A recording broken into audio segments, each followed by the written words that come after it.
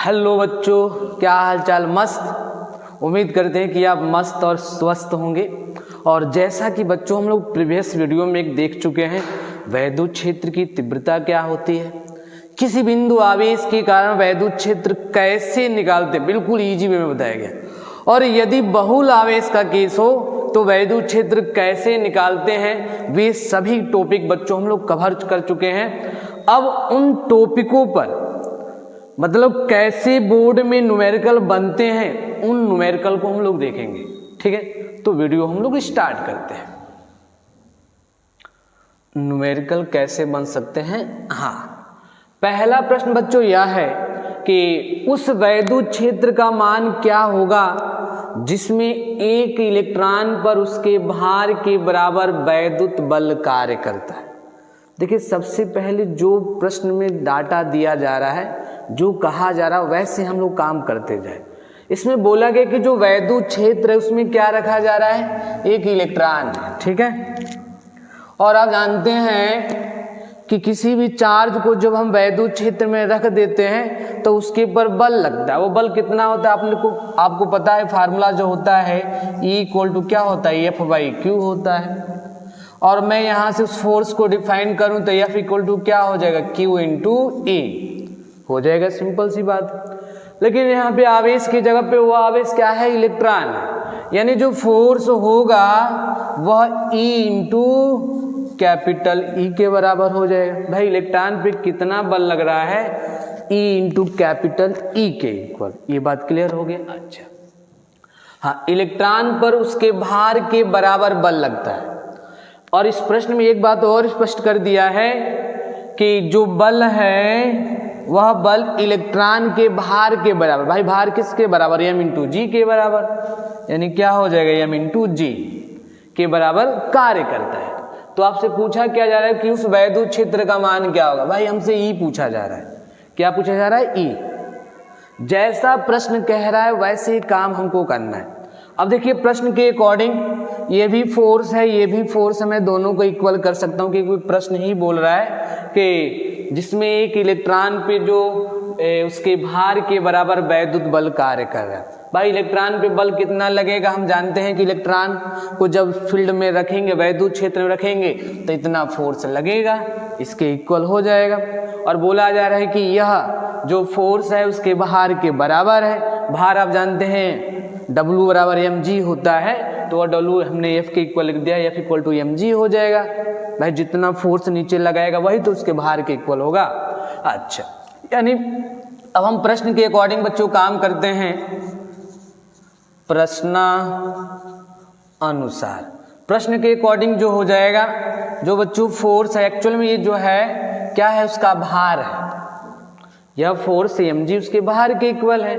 यानी हम देख रहे हैं F= क्या है, W है। और हम दोनों को इक्वल करें, E × कैपिटल E क्या हो जाएगा, mg हो जाएगा। और आपसे प्रश्न में पूछा क्या जा रहा है, पूछा जा रहा है कि वैद्युत क्षेत्र का मान क्या होगा। यही कैपिटल E पूछा जा रहा है आपसे। तो देखिए क्या हो जाएगा, कैपिटल E बहुत इजीली तरीके से हम लोग कैलकुलेट कर सकते हैं। तो कैपिटल E बच्चों हो जाएगा mg/e। इसमें m क्या है, मास ऑफ इलेक्ट्रॉन है। भाई, इलेक्ट्रॉन का द्रव्यमान कितना होता है वो आपको पता होना चाहिए। कितना होता है, 9.1 × 10⁻31 किलोग्राम होता है। ठीक है, तो हम यहाँ पे वैल्यू भरते हैं। मास जो हो जाएगा 9.1 × 10⁻31 किलोग्राम। और जी क्या है, आप जानते हैं गुरुत्वीय त्वरण, जिसकी वैल्यू 9.8, या मैं 10 के इक्वल भी मान सकता हूँ, कोई दिक्कत नहीं है। तो मैं जी की वैल्यू 10 भर रहा हूँ। ठीक है, तो क्या हो जाएगा बच्चों, 10 हो जाएगा। नीचे E क्या है, इलेक्ट्रॉन का चार्ज, वो तो आपको पता होना चाहिए। इलेक्ट्रॉन का चार्ज आप जानते हैं 1.6 × 10⁻19 कूलाम होता है। अब वो भी भर दीजिए यहाँ पे। तो क्या हो जाएगा, 1.6 × 10⁻19 हो जाएगा। अब इसको सॉल्व करेंगे आप तो वैद्युत क्षेत्र की जो वैल्यू हमको मिलेगी, ध्यान से देखिए तो एक डिजिट के बाद डेसिमल, यहाँ भी एक डिजिट के बाद डेसिमल, मैं डेसिमल से डेसिमल खत्म कर देता हूँ। तो ये आपका 91/16 हो गया। ठीक है, अच्छा, ये जो 10 मैं इसमें मल्टीप्लाई करूँगा 10 की पावर माइनस का 30 हो जाएगा। इसको ऊपर भेज देते हैं, और जब ये माइनस का ऊपर जाएगा तो प्लस में हो जाएगा। तो -30 में से 19 माइनस करेंगे तो आपका बचेगा 10 की पावर माइनस का 11, ये बचा। अब इस नंबर से मैं इसमें डिवाइड देता हूँ तो कितना हो जाएगा 16 25 80 यानी 5 हो जाएगा, दशमलव लगा देते हैं, ठीक है। और 16 25 यानी 11 बचा ना, तो 110 16 छक्के 96 16 7 112 ज़्यादा हो जाए नहीं 6 और 7 के करीब बच्चों आएगा 10 की पावर माइनस का 11। इतना क्या हो जाएगा न्यूटन पर कूलम। अप्रॉक्सीमेट हमने इसको सॉल्व किया है, लगभग इसके इक्वल ये रिजल्ट हमारा बन जाएगा। कुछ करना नहीं है, ये प्रश्न जो बोल रहा है बस प्रश्न के अकॉर्डिंग आप काम करेंगे तो प्रश्न ऑटोमेटिक सॉल्व हो जाएगा। सिंपल बोला है कि वैद्युत क्षेत्र का मान क्या होगा, ये बात स्पष्ट होगी कि ई का मान पूछा जा रहा है, किसका, कैपिटल ई का मान, ठीक है। जिसमें एक इलेक्ट्रॉन पर उसके भार के बराबर वैद्युत बल कार्य करता है। भाई इलेक्ट्रॉन को जब वैद्युत क्षेत्र में रखेंगे तो उसके ऊपर फोर्स इतना लगेगा और यह फोर्स उसके भार के बराबर है इलेक्ट्रॉन के।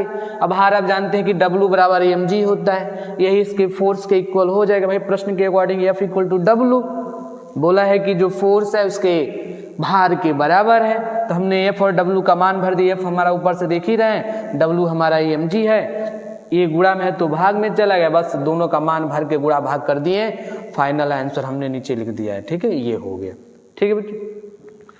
अब हम लोग अगला प्रश्न देखते हैं, ये तो बहुत इजी प्रश्न था। जरा अगला प्रश्न देखा जाए क्या है।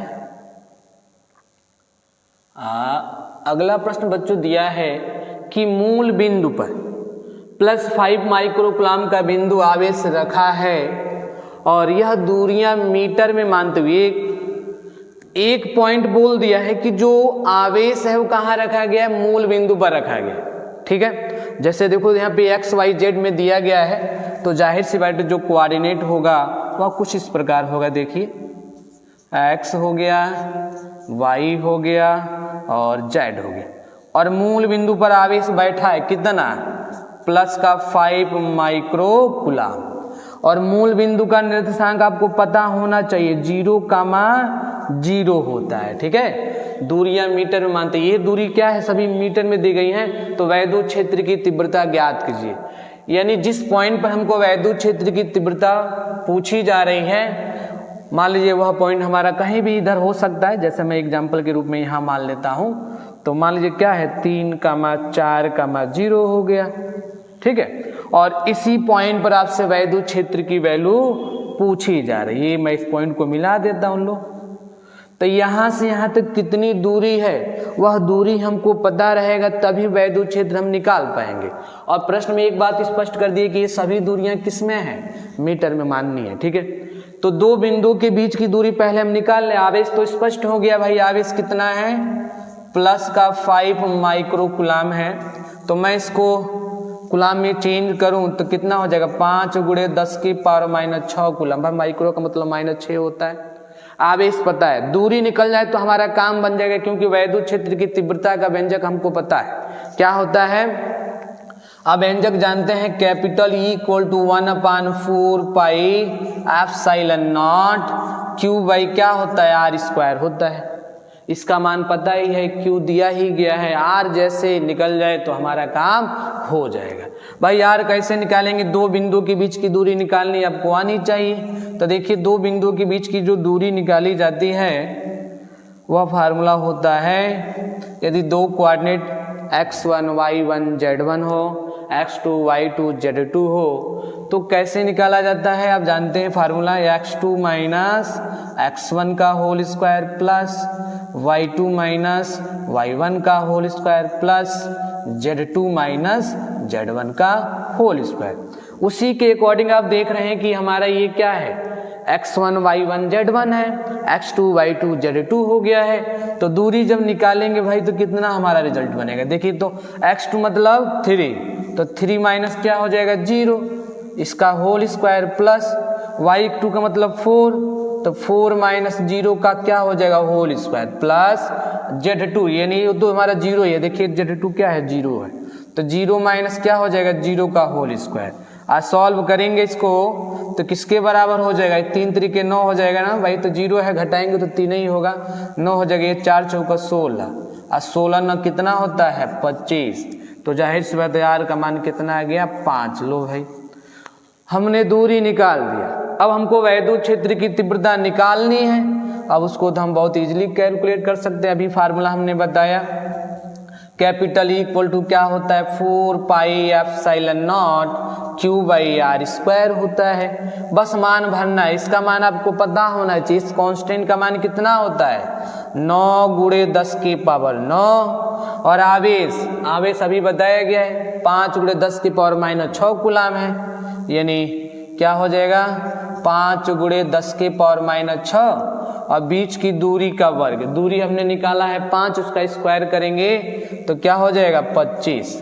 बस इसी को सॉल्व कर दीजिए, फाइनल रिजल्ट हमको पता चल जाएगा 9 पचे 45 हो जाएगा, है ना, 45 बटे 25 हो जाएगा।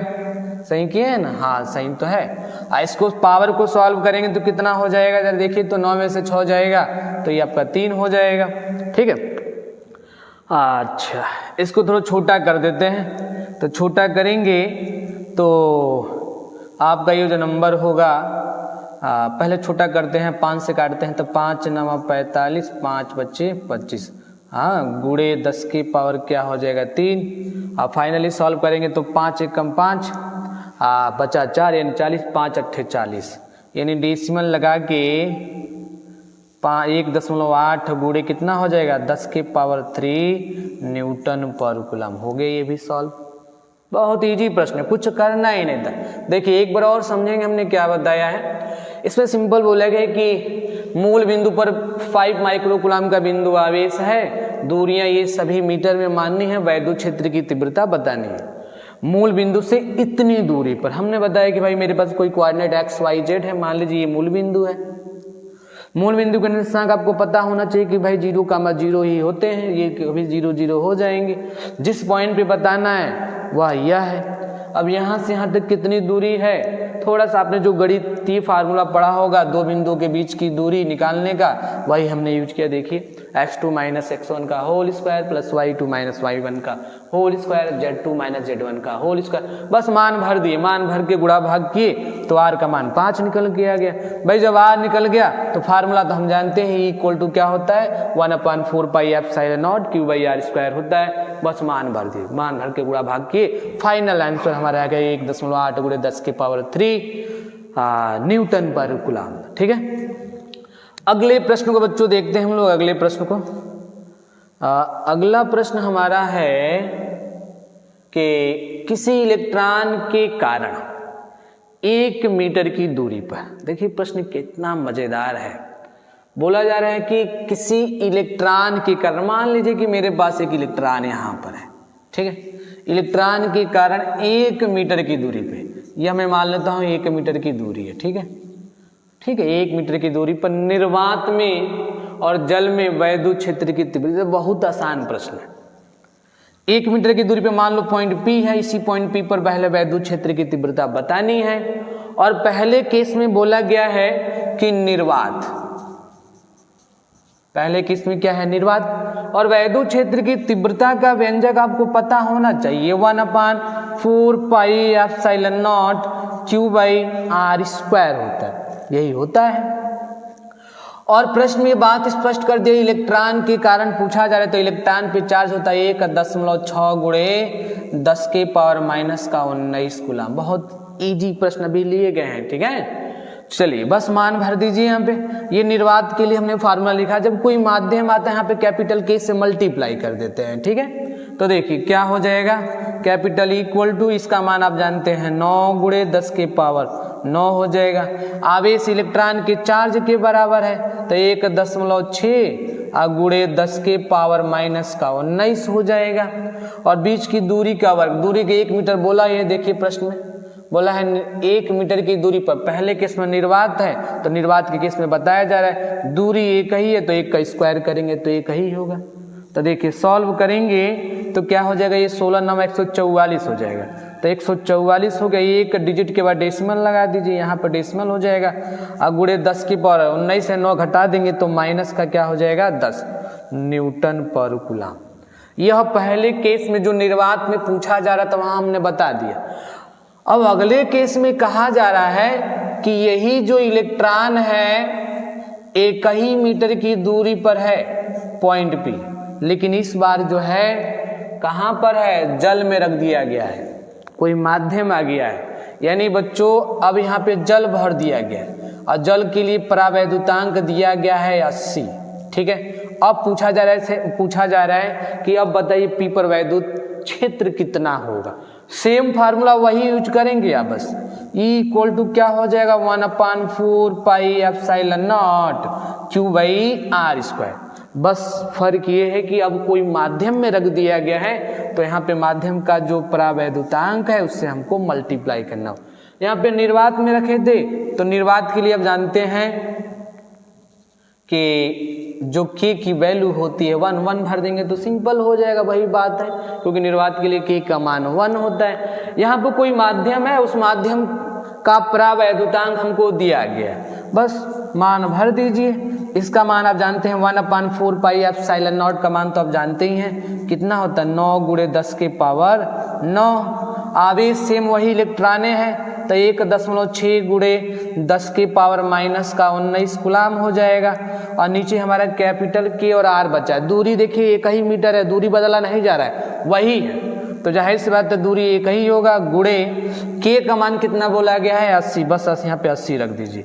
इसका गुणा करेंगे 16 × 44 सेम यही रिजल्ट आने वाला है। यानी हम देख रहे हैं कैपिटल E इक्वल टू जो हमको रिजल्ट मिलेगा 16 × 144 यानी ये हो जाएगा डेसिमल एक अंक के बाद लगा देते हैं और गुणे 10 की पावर माइनस का 10 हो जाएगा। भाग में क्या हो जाएगा हमारा 80 हो जाएगा। ठीक है, मैं क्या करता हूँ इसको 8 गुणे 10 लिख देता हूँ और इस 10 को ऊपर भेजेंगे तो माइनस में हो जाएगा, यहाँ पे -11 हो जाएगा। और क्या इसको एक स्टेप यहीं बढ़ा लेते हैं, क्या देखिए तो क्या मैं इसको ऐसे लिख सकता हूँ 14.4 गुणे 10 की पावर -11 बट्टे में 8। भाग देना आसान हो जाएगा थोड़ा।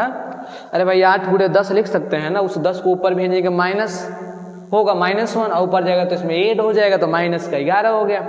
हाँ अब भाग दीजिए, भाग देंगे तो क्या हो जाएगा हमारा ये 8 × 8 हो जाएगा और भाग देने पे फाइनल यानी 1 कितना आएगा हमारा 44 हो जाएगा ना। 8 × 8 यानी कितना बचा आपका 6 बचा 64 हो जाएगा, यानी 8 × 8 64 यानी 1.8 गुणे 10 की पावर कितना हो जाएगा -11 न्यूटन पर कूलम। लो ये भी हो गया हमारा, एक बार में गया, उसके बाद हमारा 6 और इधर 4 हमारा है ही है तो 64 हो जाएगा। तो 8 × 8 64 यानी 1.8 गुणे 10 की पावर -11 न्यूटन पर कूलम हो जाएगा। ठीक है, बहुत इजी प्रश्न है, कुछ करना ही नहीं है। देखिए एक बार और समझेंगे हमने क्या बताया है।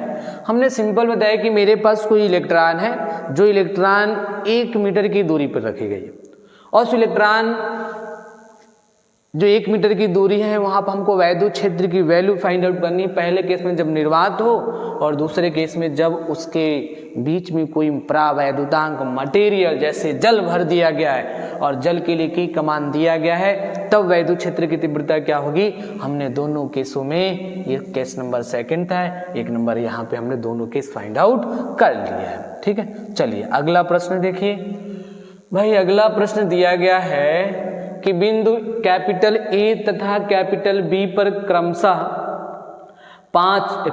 10 माइक्रोकूलम है तथा -5 माइक्रोकूलम के बिंदु आवेश रखेंगे, जैसा कि फिगर में आपको दिखाई दे रहा है। ठीक है, फिगर में आप देख सकते हैं रखे गए हैं। बिंदु कैपिटल P पर वैद्युत क्षेत्र की तीव्रता ज्ञात करनी है। उसी P पर वैद्युत क्षेत्र की तीव्रता, देखिए दूरी नहीं डिफाइन किया, मैं दूरी डिफाइन कर देता हूँ।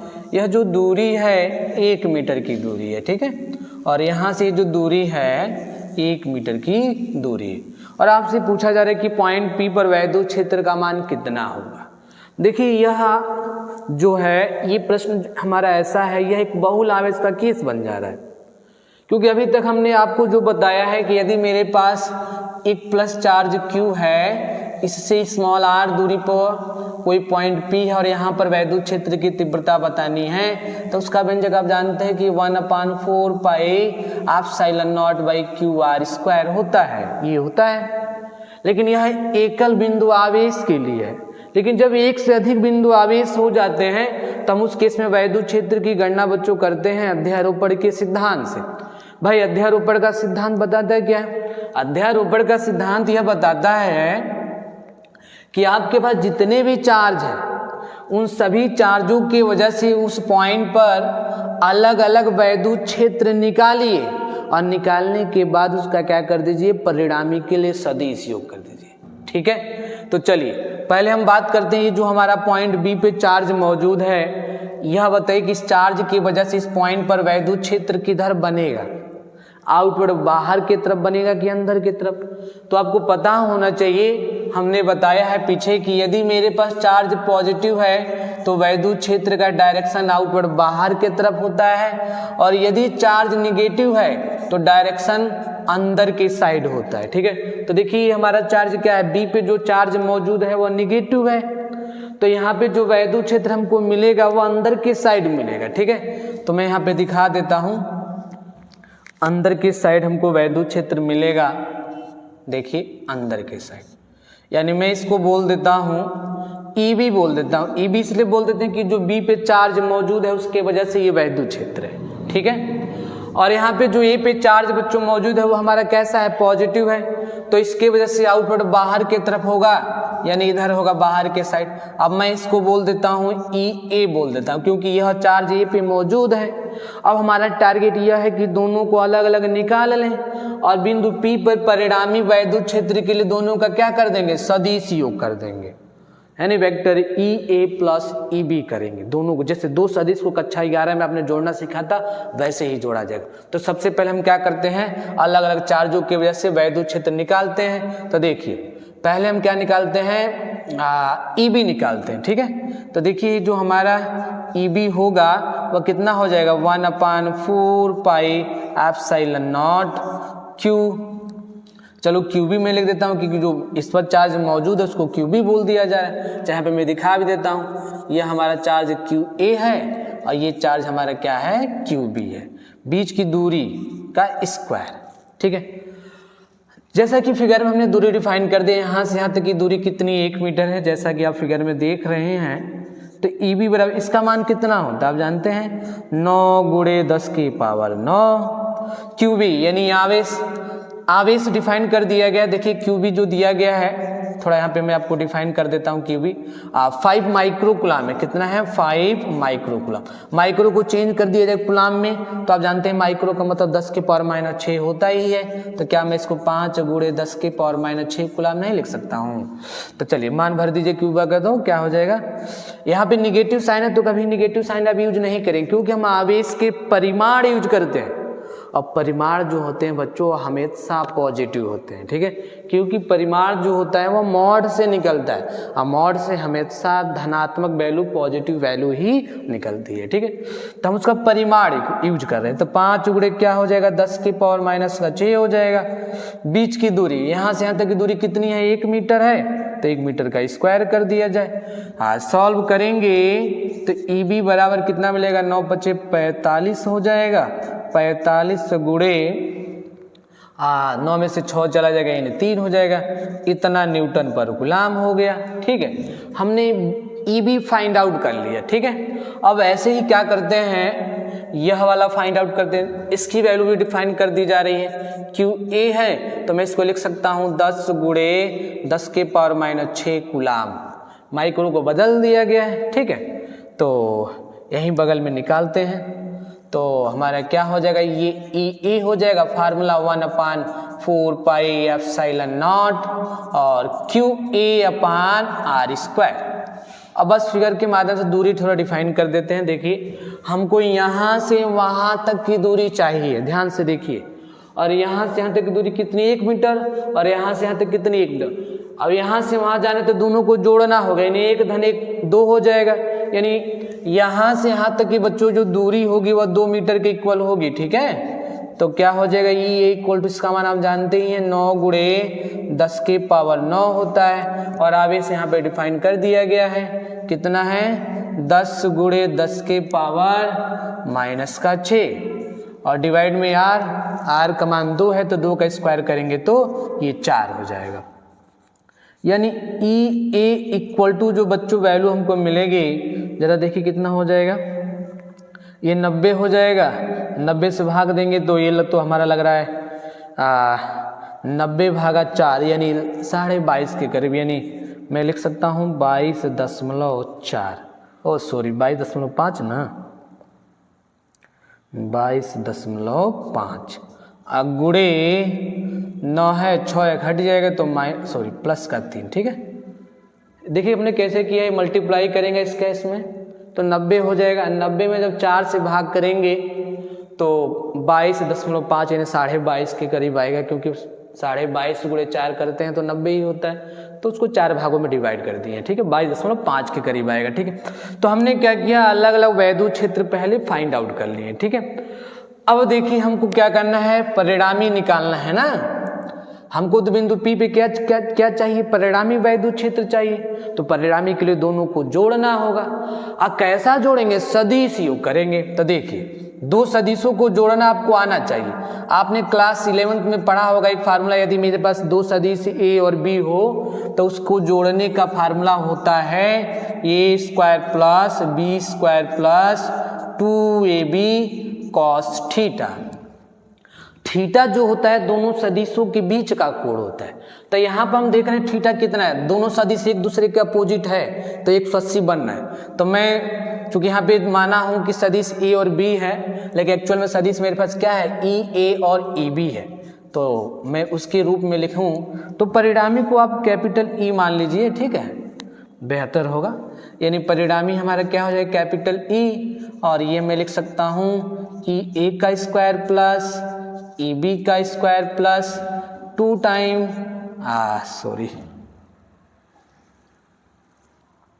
क्या लिख सकते हैं, 2 time E A into E B cos 180। Cos 180 क्यों कहा जा रहा है, क्योंकि इस दोनों वेक्टर एक दूसरे के अपोजिट है, तो यहाँ पे बच्चों जो एंगल बनेगा वह 180 डिग्री का ही बनेगा, ठीक है। और 180 की वैल्यू आप जानते हैं कि -1 होता है, तो उस हिसाब से हमको जो यहाँ पे रिजल्ट मिलेगा, क्या मिलेगा, देखिए ध्यान से, तो यह हमारा a माइनस बी का होल स्क्वायर बन जाएगा, नहीं बन जाएगा, तो मैं इसको लिख सकता हूँ असत जो हमारे ई बी की वैल्यू कितनी है, ये है ये, तो देखिए ध्यान से, तो मैं ऐसा करता हूँ, देखिए a square plus B square -2ab हो जाएगा, जिसको मैं लिख सकता हूँ E B minus E A का होल स्क्वायर, क्योंकि cos 180 का मान -1, यहाँ पे माइनस आ जाएगा, तो a square plus B square -2ab हो जाएगा, जिसको मैं a माइनस बी के होल स्क्वायर के फॉर्म में लिख सकता हूँ। लेकिन यहाँ पे देखिए, अब ध्यान से देखिए, तो मैं ई बी माइनस ई ए लिखा हूँ, मैं इसको चाहूँ तो ई ए माइनस ई भी लिख सकता हूँ, लेकिन हम चाहते हैं कि हमारा रिजल्ट यहाँ पे जो दिखे वह पॉजिटिव ही आए, क्योंकि आप देख रहे हैं ई बी का मान ज़्यादा है और ई ए का मान कम है, इसलिए हमने ई बी को आगे लिख दिया, ई ए को पीछे कर दिया, ठीक है। जैसे वहाँ पर रिजल्ट जो हमारा आएगा वह निगेटिव नहीं आएगा, क्योंकि हम परिमाण यूज कर, निगेटिव भी आएगा तो पॉजिटिव ही हो जाएगा, क्योंकि परिमाण हमेशा बच्चों क्या होता है, पॉजिटिव होता है। हमको यहाँ पे वेक्टर से तो कोई मतलब है नहीं, केवल उसका मैग्नीट्यूड, उसका परिमाण निकालना है, तो हमको उसके पॉजिटिव वैल्यू से ही मतलब था, ठीक है। लेकिन यहाँ पे हमने इसलिए इसको लिख दिया कि जिससे आपकी कन्फ्यूजन ना बना हो, क्योंकि हम इसमें से इसको घटाएंगे तो हमेशा पॉजिटिव रिजल्ट ही मिलेगा, ठीक है। घटा इसमें से इसमें भी सकते हैं, निगेटिव आएगा लेकिन उसको भी हमको पॉजिटिव लिखना पड़ेगा बाद में, क्योंकि वो परिमाण है, अब परिमाण हमेशा पॉजिटिव लिखे जाते हैं, ठीक है।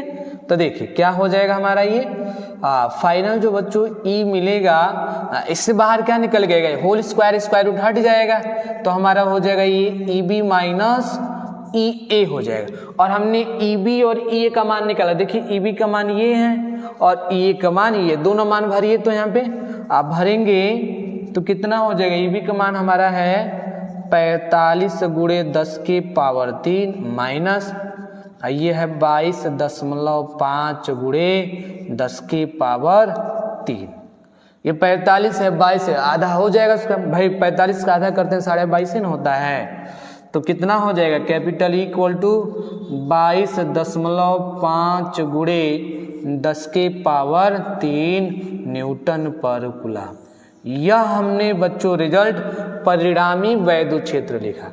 ठीक है, कुछ हमने किया नहीं है। देखिए एक बार और समझेंगे आप, प्रश्न में बोला गया है, थोड़ा सा देखिए ध्यान से, कि बिंदु कैपिटल ए तथा बी पे क्रमशः 2 आवेश दे दिए गए, जैसा कि फिगर में दिखाई दे रहा है। ए इधर है, बी हमारा इधर है, और बिंदु पी पर वैद्युत क्षेत्र की तीव्रता बतानी थी। जैसा कि दूरी दिया नहीं है तो हमने दूरी डिफाइन कर दिया है। दोनों के बीच की दूरियां कितनी है, 1-1 मीटर है। और बच्चों यह एक बहुल आवेश का केस बन चुका है, और बहुल आवेश के केस में हम वैद्युत क्षेत्र कैसे निकालते हैं हमने पीछे चर्चा किया हुआ है कि अध्यारोपण के सिद्धांत से निकाला जाता है। और अध्यारोपण का सिद्धांत भाई बताता यह है कि अलग अलग चार्ज के वजह से यहाँ पर वैद्युत क्षेत्र निकालिए, और निकालने के बाद दोनों का क्या कर दीजिए, सदिश योग कर दीजिए। वही काम किए हैं। यह वाला चार्ज यहाँ पे कितना वैद्युत क्षेत्र बना रहा है, बी है, निगेटिव है तो अंदर की तरफ बनाएगा, यह पॉजिटिव है तो बाहर की तरफ बनाएगा। दोनों का मान देखिए अलग अलग निकाले, इधर ई भी निकाल दे, इधर ये निकाल दिए। अब दोनों का सदिश योग करना है, तो आपने क्लास 11 में 2 वेक्टर को जोड़ने का फार्मूला पढ़ा होगा। 2 वेक्टर ए और बी हो तो r = a² + b² अब +2ab cos थीटा होता है। ये फार्मूला आपको याद होना चाहिए। तो हमारे पास तो ई ए और ई बी 2 सदिश है ना, हमने उसको रख दिया, और एंगल हम देख रहे हैं 180 है, cos 180 का मान -1, तो ये फार्मूला बन जाएगा a - b का होल स्क्वायर, बाहर निकल के ये आएगा। दोनों का मान भर दिए और घटा दिए, फाइनल रिजल्ट हमारा ये मिल गया। ठीक है, चलिए भाई अगला प्रश्न देखते हैं। अगला प्रश्न बच्चों दिया है 3 बिंदु ए बी सी के बीच की दूरी दी गई है। ए पर ए तथा बी पर क्रमशः इतना चार्ज दिया गया है कि आवेश स्थित है बिंदु सी पर वैद्युत क्षेत्र की तीव्रता। ओहो, फिगर इसमें मिसिंग है। फिगर हम बनाते हैं, देखिए समझेंगे आप फिगर। कुछ फिगर इस प्रकार होगा, 3 बिंदु है ना, ये हमारा पॉइंट ए है, यह पॉइंट बी है, और बच्चों यहाँ पे पॉइंट हमारा क्या है, सी है। ठीक है, अब बोला गया है कि दूरियां दी गई। चलिए दूरियां मैं मान लेता हूँ कितना है, ये भी 1 मीटर है, और ये भी 1 मीटर है, और ये भी 1 मीटर है। ठीक है, और बोला गया है कि ए तथा बी पे चार्ज है। ए पे चार्ज हमारा कितना है, वह दिया गया है 1.2 गुणे 10 की पावर -8 कूलम दिया गया है। ठीक है, और बच्चों बी पे जो चार्ज दिया गया है वह चार्ज दिया है -1.6 गुणे 10 की पावर -8 कूलम। ठीक, और आपसे पूछा जा रहा है कि बिंदु सी पर वैद्युत क्षेत्र की तीव्रता कितनी हुई। देखिए ध्यान से, ये भी एक बहुल आवेश का केस बन रहा है। ठीक है, और बहुल आवेश के केस में वैद्युत क्षेत्र कैसे निकालते हैं तरीका हमने आपको बता दिया है कि आप क्या करेंगे, अलग अलग चार्ज की वजह से उस पॉइंट पर वैद्युत क्षेत्र निकालेंगे, और निकालने के बाद क्या करेंगे, परिणामी के लिए इन दोनों का सदिश योग कर देंगे। तो हम देख रहे हैं कि एक ए पे चार्ज मौजूद है और एक चार्ज कहाँ है, बी पे मौजूद है, इस पॉइंट बी पर। ठीक है, इस पर पॉजिटिव है और इस पर बच्चों क्या है, निगेटिव चार्ज है। ठीक है, तो देखिए ये इस पॉजिटिव चार्ज के वजह से इस पॉइंट पे जो हमारा वैद्युत क्षेत्र बच्चों मिलेगा वह किस डायरेक्शन में मिलेगा, जरा ध्यान से देखिए। तो ये पॉजिटिव चार्ज है ना, तो इसके वजह से हमारा वैद्युत क्षेत्र बच्चों आउटवर्ड बाहर की तरफ मिलेगा। चलिए मैं इसका नाम दे देता हूँ ए नाम दे देता हूँ, क्योंकि यह चार्ज हमारा ए पे मौजूद है और यह हमारा चार्ज कैसा है, निगेटिव, तो अंदर की साइड वैद्युत क्षेत्र बनाएगा। यानी इसके वजह से बच्चों हमारा जो वैद्युत क्षेत्र बनेगा वह अंदर के साइड बनेगा, और मैं इसका नाम दे देता हूँ ई बी, क्योंकि ये चार्ज कहाँ मौजूद है, बी पे मौजूद है। ठीक है, अब हमारा काम है ई ए और ई बी का मान अलग अलग निकालना। जब वो निकल जाएगा तो परिणामी जो बच्चों हमको मिलेगा इन दोनों के बीच में मिलेगा। ध्यान से देखिए, बीच में मिलने वाला है रिजल्टेंट। ठीक है, अब परिणामी तभी निकाल पाएंगे जब आपको यह एंगल पता होना चाहिए। तो चलिए पहले हम क्या करते हैं, ई ए और ई बी का मान अलग अलग निकालते हैं। ठीक है, तो ध्यान से देखिए, तो यदि हम ई ए का मान निकालें तो कितना होगा हमारा ई ए,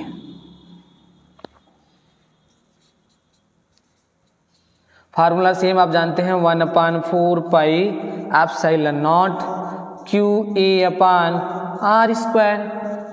तो हमारा ई ए इक्वल, इसका मान आप जानते ही हैं कितना होता है 9 × 10 की पावर 9, क्यू ए मतलब ये वाला चार्ज कितना है 1.2 × 10 की पावर कितना है -8 कूलम। बीच की दूरी कवर, वह दूरी कितना 1 मीटर है। ठीक है, तो ये क्या हो जाएगा हमारा 1 मीटर है, तो 1 का स्क्वायर करेंगे तो 1 ही रहेगा। ठीक है, अच्छा आज सॉल्व करेंगे इसको फाइनल, तो सॉल्व करने पे जो रिजल्ट हमको मिलने वाला है कितना हो जाएगा ई ए इक्वल टू 12 9, आप जानते हैं कि 108 होता है, तो 108 एक डिजिट के बाद डेसिमल लगा देंगे, यहाँ डेसिमल हो जाएगा, गुणे 10 के सॉल्व करेंगे तो केवल 10 बचेगा, मल्टीप्लाई कर तो सीधा 108 हो जाएगा। यानी ई ए का मान बच्चों हमने निकाल दिया, जो निकला है ई ए इक्वल टू 108। क्लियर है? अच्छा, अब बात करते हैं, ये तो हमने निकाल दिया। एक बात ध्यान रखिएगा बच्चों, ये जो हमारा त्रिभुज है समबाहु त्रिभुज है, ध्यान से देखिए 1 मीटर ये भी, 1 मीटर ये भी और 1 मीटर ये भी है। ठीक है, चलिए अब उस पर चर्चा किया जाएगा एंगल जब निकालेंगे। तो अब हम निकालते हैं क्या है, ई बी निकालते हैं। ठीक है, तो देखिए ई बी क्या हो जाएगा, formula same 1/4 pi epsilon naught Q B by R square. अब बी पे चार्ज ये वाला मौजूद है, तो वैद्युत क्षेत्र कितना होगा ई बी इक्वल टू, ये हो जाएगा 9 × 10 की पावर 9 हो जाएगा। और आवेश बच्चों देखिए कितना ये है ना, तो क्या हो जाएगा हमारा ये 1.6 × 10 की पावर -8। दूरी डिफाइन करने की जरूरत नहीं, 1 ही मीटर है, देखिए जैसा कि हमने दिखाया है। स्क्वायर करेंगे तो 1 ही होगा, कोई दिक्कत है ही नहीं। और हमेशा देखिए आवेश का पॉजिटिव मान लिखा जाएगा, क्योंकि परिमाण यूज किया जाता है, तो परिमाण हमने लिया है। ठीक है, तो देखिए ई बी इक्वल टू कितना हो जाएगा 16 9 144 होगा, तो 144 एक डिजिट के बाद डेसिमल यहाँ हो जाएगा। ठीक है, और गुणे में हमारा 16 घटाएंगे तो 9 है, ये माइनस का 8 है तो 10 आएगा, अब मल्टीप्लाई कर देंगे तो ई बी बराबर 16 9 144, यानी डेसिमल हट जाएगा तो 144 हो जाएगा। यानी बच्चों हमने ई ए और ई बी का मान अलग अलग निकाल दिया। अब हमको चाहिए इस पर क्या, परिणामी वैद्युत क्षेत्र चाहिए। अब परिणामी के लिए आप दो सदिशों का सदिश योग करेंगे, और उसके लिए आपको दोनों सदिशों के बीच का एंगल पता होना चाहिए। ध्यान से देखिए, यह एक समबाहु त्रिभुज है, तो प्रत्येक कोण कितने डिग्री के बनेंगे 60 डिग्री का होगा। तो जाहिर सी बात है ये जो अंदर वाला बच्चों एंगल बनेगा वो भी कितना होगा 60, नहीं होगा 60। और सीधी लाइन जो होती है 180 की होती है, और हमको यह एंगल बताना ये वाला एंगल है।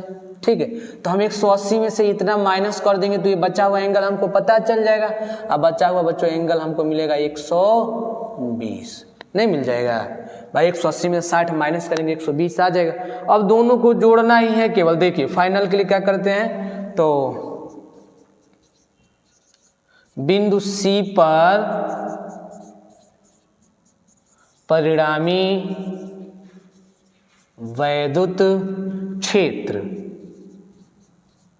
क्या हो जाएगा, कैपिटल ई इक्वल टू, और सबको जोड़े हम तो ई ए का स्क्वायर प्लस ई बी का स्क्वायर हो जाएगा, अब प्लस 2ab क्या हो जाएगा हमारा बच्चों ये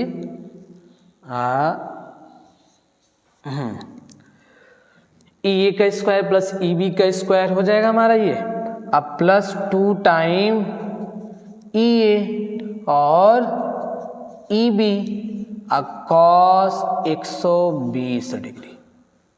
क्योंकि हम देख रहे हैं कि दोनों सदिशों के बीच जो बच्चों एंगल है 120 है, तो हमने कॉस का मान भर दिया, इसी को सॉल्व करना है, बस गुणा भाग करना, कुछ करना नहीं है। देखे ध्यान से, तो कैपिटल ई इक्वल टू मान भर दिया जाए। ठीक है, ई ए का मान हमने कितना निकाला, देखिए ई ए का मान हमने निकाला 108 है, कितना है 108, तो इसका क्या हो जाएगा स्क्वायर है ना, तो इसका स्क्वायर कर दीजिए, प्लस ई बी का मान हमने कितना निकाला है, कुछ गुणा भाग करने पे सॉल्व नहीं हो रहा है क्या, चलिए पहले ऐड कर लेते हैं। ई बी का मान कितना निकाले हैं, ये निकाले 144 है, तो 144 हो गया, इसका स्क्वायर हो जाएगा, और प्लस यह हमारा 2 टाइम ई ए का मतलब 108 हो गया, गुणे ई बी का मतलब 144 हो गया। अब बच्चों cos 120 का मान आपको पता होना चाहिए, भाई cos 120 का मान याद करना बड़ा मतलब संभव नहीं है, लेकिन हम जानते हैं कि यदि आपको cos के 90 तक वैल्यू पता हो तो उसके आगे के 180 तक वैल्यू याद कर सकते हैं। 60 का मान जो होता है 120 के बराबर होता है, और 35 का मान जो होता है 45 का मान 135 के बराबर होता है, यानी इस प्रकार वैल्यू आगे बढ़ती हैं, ठीक है। यानी हमारा जो है ये 120 है ना, तो ये 60 का ही क्या है, 60 का ही उल्टा होता है, बस साइन बदल जाएगा।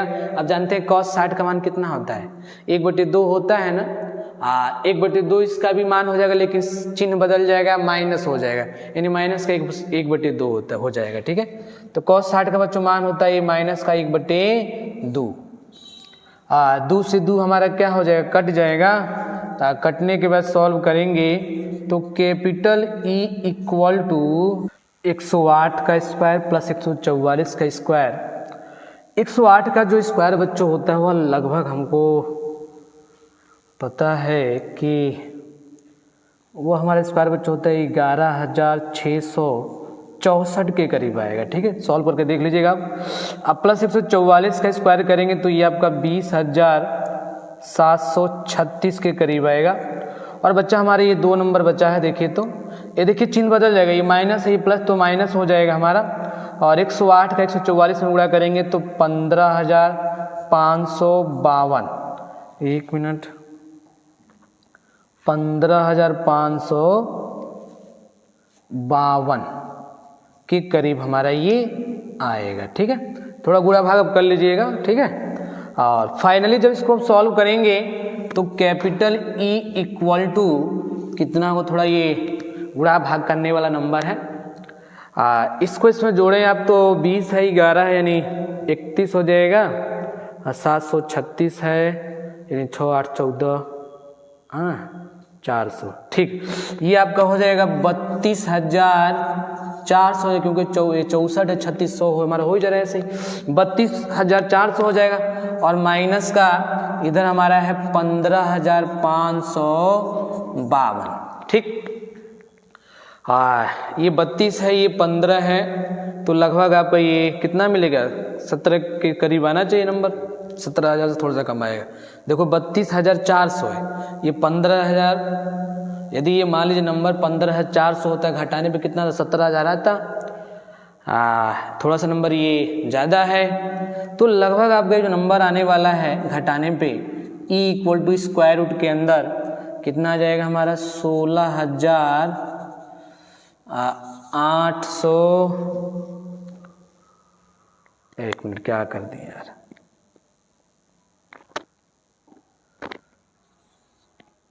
16,800 समथिंग आएगा, ठीक है। थोड़ा आप घटा के देख लीजिए क्लियर। और 16,800 समथिंग जो बच्चों स्क्वायर रूट में निकालेंगे तो 17,000 का लगभग 130 के करीब होता है, तो ये आपका आएगा 129.67 न्यूटन पर कूलम, लगभग में ये आंसर आपका आएगा, ठीक है। थोड़ा ये गुणा भाग करने वाला क्वेश्चन फंस गया था, फंसा हुआ था यहाँ पे, लेकिन कुछ करना है ना, गुणा भाग से घबराने की जरूरत नहीं है ना। 108 का स्क्वायर करेंगे ये नंबर है, 144 का स्क्वायर हमने किया ये नंबर है, इन दोनों का आपस में मल्टीप्लाई किया यह रिजल्ट है, दोनों को जोड़कर इस नंबर को माइनस कर दिए, 16,800 करीब आएगा नंबर, ठीक है। घटा कर देख लीजिएगा, लगभग इसी के रेंज में आएगा, और स्क्वायर रूट से बाहर लगभग आपका 129.67 न्यूटन पर कूलम आएगा। हमने सिंपल बच्चों किया गया इस प्रश्न में, चूंकि हमने बताया कि मेरे पास दो बिंदु हैं ए और बी पे चार्ज जो मौजूद है, प्रश्न में स्पष्ट कर दिया गया है कि ए और बी पे जो चार्ज है, हाँ बी पे चार्ज हमारा ये है, ए पे चार्ज ये मौजूद है, और सी पे आपसे पूछा जा रहा है तो हमारा पॉइंट सी जो है यहाँ पर है। तो हमने क्या किया, चूंकि यह एक बहुल आवेश का केस बन चुका है, अलग अलग चार्ज की वजह से वैद्युत क्षेत्र निकाले हैं और परिणामी के लिए दोनों का क्या कर दिए हैं, सदिश योग क्यों है, वही काम किए। देखिए ई ए निकाले यहाँ पे और ई बी का मान यहाँ निकाले हैं और दोनों का निकाल कर परिणामी के लिए सदिश योग कर दिए हैं। और cos 120 का मान आपको याद रखना पड़ेगा, -1/2 होता है, वही हमने मान भरा, 2 से 2 कट गया, इसका मल्टीप्लाई गुणा भाग कर दिए, फाइनल आंसर हमारा वह आ गया। ठीक है, फिलहाल बच्चों इस वीडियो में इतना ही। नेक्स्ट जो टॉपिक हम लोग लेकर आएंगे अगले वीडियो में, ठीक है, जिसमें हम लोग मुख्यतः वैद्युत बल रेखाओं के बारे में अध्ययन करेंगे। ठीक है।